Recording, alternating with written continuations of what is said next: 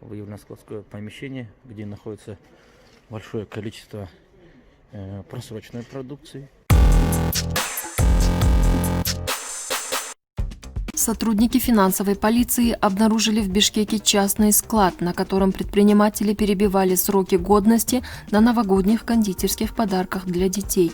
Об этом сообщает пресс-служба Государственной службы по борьбе с экономической преступностью. В преддверии Нового года в стране увеличивается спрос на кондитерские изделия, основными потребителями которых являются дети. Однако некоторые недобросовестные предприниматели пытаются нажиться и, подвергая риску детское здоровье, осуществляют реализацию просроченной и некачественной продукции, говорится в сообщении.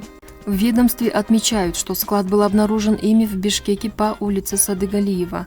Ранее в службу от жителей столицы поступили жалобы на качество реализуемой торговой точкой продукции.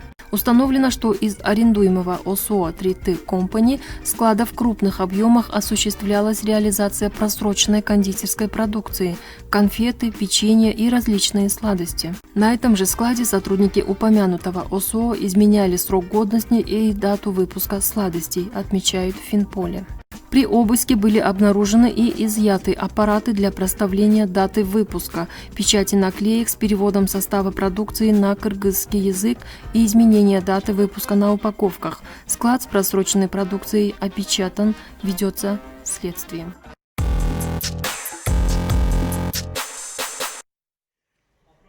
Так, сегодня в рамках проводимых мероприятий в рамках уголовного дела было выявлено складское помещение, совместно с журналистами выявлено складское помещение, где находится большое количество просроченной продукции, перебитой продукции, где продукция была перебита, либо стерты даты.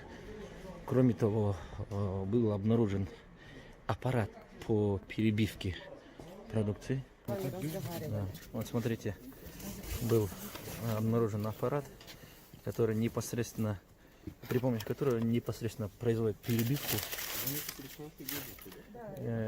сроков. Так, это вот сами даты. Можно любую дату ставить на продукцию. Любую дату можно ставить. Тоже аппарат.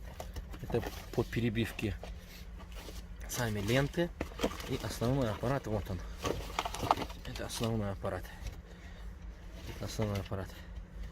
Так, и вот это тоже. Это аппарат по перебивке дат на продукции.